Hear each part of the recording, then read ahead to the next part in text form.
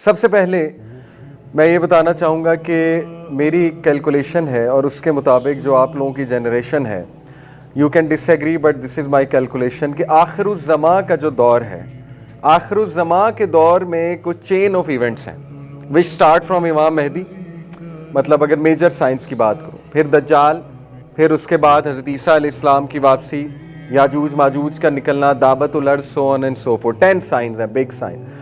اس سے پہلے کے جو پری مہدی ایونٹس ہیں آخر الزماں کے حوالے سے، جس میں بہت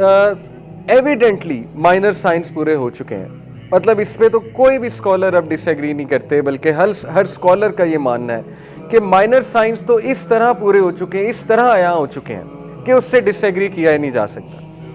اب مائنر سائنس کے بعد ہمیں کچھ ایسے سائنس دیکھنے کو مل رہے ہیں پری مہدی ٹائمز کے، جو کلیئرلی حدیث میں منشن ہے، جیسے جیروسلم میں آبادی، کس کی آبادی؟ جوئش سیٹلمنٹ دوبارہ سے۔ اسی طرح مدینہ کی ویرانگی، یہ صحیح حدیث ہے، علامہ البانی نے اس حدیث کو صحیح کہا ہے، صحیح الجامع میں حدیث ہے کہ جیروسلم کی آبادی مدینہ کی ویرانگی ہوگی۔ اب مدینہ کی ویرانگی بہت سے اسکالرز اس کو انٹرپریٹ کرتے ہیں کہ وہ اسپرٹ جس پہ مدینہ قائم ہوا تھا، وہ اسپرٹ مسلمانوں میں نہیں رہے گا،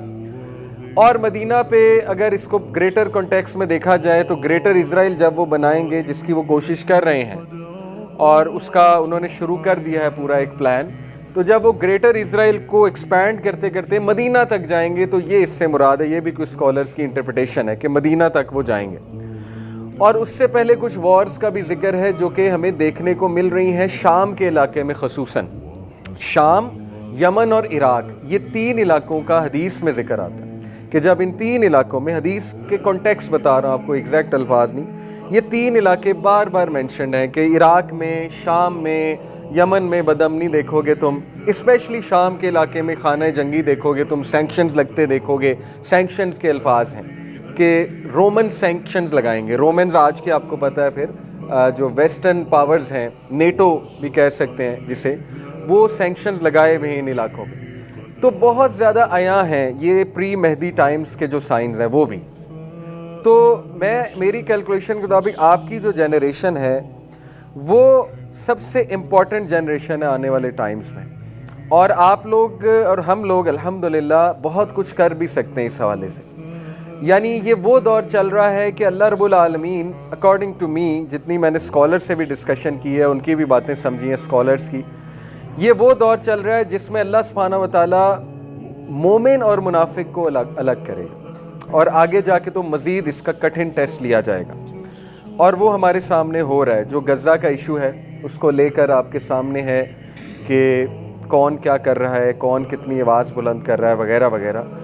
تو بہرحال میرا کہنے کا مطلب آپ کو یہ ہے کہ just to encourage you guys کہ الحمدللہ یو آر دا پیپل جو اس روڈ میں کچھ کنکریاں ڈال سکتے ہیں، دا روڈ ٹو مہدی، امام مہدی کی جو روڈ بنے گی، جو بننا شروع ہو گئی ہے اور جو بن رہی ہے، اس میں آپ بہت کچھ ان پٹ انشاءاللہ تعالیٰ دے سکتے ہیں۔ آگے کا جو دور ہے وہ بہت کٹھن آنے والا ہے، اور پناہ مانگنی چاہیے، آسانی مانگنی چاہیے۔ پری مہدی ٹائمز میں وارز بھی ہیں، اور وہ بہت بگ وارز ہیں، اور اس میں خصوصاً عربز کا ذکر آتا ہے کہ بہت مار پڑنے والی ہے، عربز کو بہت مار پڑنے والی، جو کہ ہم دیکھ رہے ہیں، اللہ معاف کرے۔ تو اس لیے اس سے پہلے کہ ایسے سائنز آ جائیں کہ امام مہدی آ جائیں اور دجال کا خروج ہو جائے، جب نبی صلی اللہ علیہ وسلم نے کہا کہ دجال جب آ جائے گا پھر تمہارا ایمان تمہیں کوئی بھی فائدہ نہیں دینے والا، یعنی دجال سے پہلے گڈ ڈیڈز کر لو، دجال سے پہلے ایمان کو بلڈ کر لو، اس کے بعد پھر کوئی فائدہ نہیں ہوگا۔ اس کے بعد کوئی کہے کہ اب